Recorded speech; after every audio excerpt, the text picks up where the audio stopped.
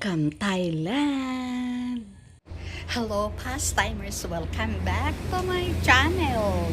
Location natin, nandito tayo sa Sariaya, Quezon. Dinayo natin tong naka-soft opening pa lang pala na resto, ang Nanay Melis Floating Restaurant. So, tara, order na muna tayo ng food para sa ating lunch. Pagpasok pa lang sa entrance, aesthetic na kaagad ang datingan. Napakaganda sa loob.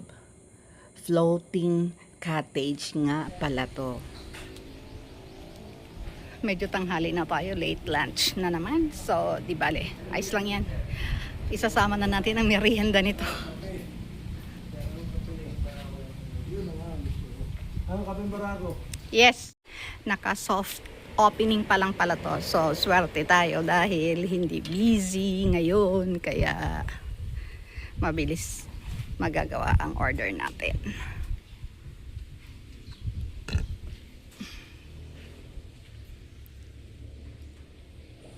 At katulad sa mga ibang floating restaurant na na-visit na natin, dito marami ding mga isda, mga tilapia, may mga goldfish. At habang hinihintay nga natin na ma-serve ang ating mga order na lunch, ay hindi natin sinayang ang oras. Inikot muna natin kahit sobrang mainit ang panahon ngayon. At ito talaga yung gustong-gusto ng mga vloggers. Yun bang wala kang mahahagip na tao para libre ka lang na mag-ikot at kumuha ng mga clips. Ang bilis ng service. Thank you. Sisig. Sinigang na, ano nga ba to? Sinigang na Salmon. sama. Meron tayong dessert na sticky rice. Kain na tayo. Kasi super gutom na. Late lunch.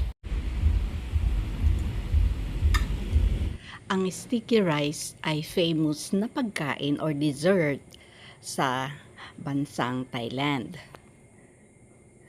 Ito ay gawa sa malagkit na may mangga at may coconut milk. Kaya masarap talaga siyang kainin. Along the highway nga lang pala tong restaurant na to, kaya madaling mapuntahan. O, baka akalain nyo na naman, nag-travel ulit ako. Baka isipin nyo, nasa ibang bansa ulit ako. Guys, andito lang ako sa Sariaya, Quezon.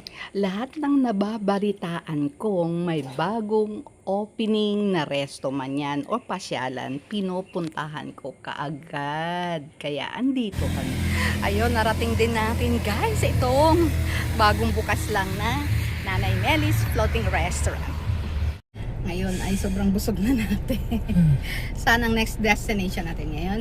Sleeping. Ha? Tulog.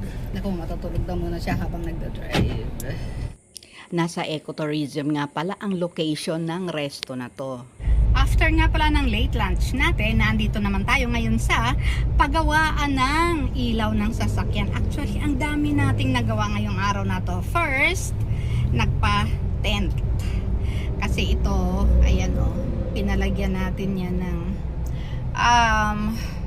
tent dahil masyado siyang maliwanag. So, protection din kasi yan sa araw para hindi tayo mainitan.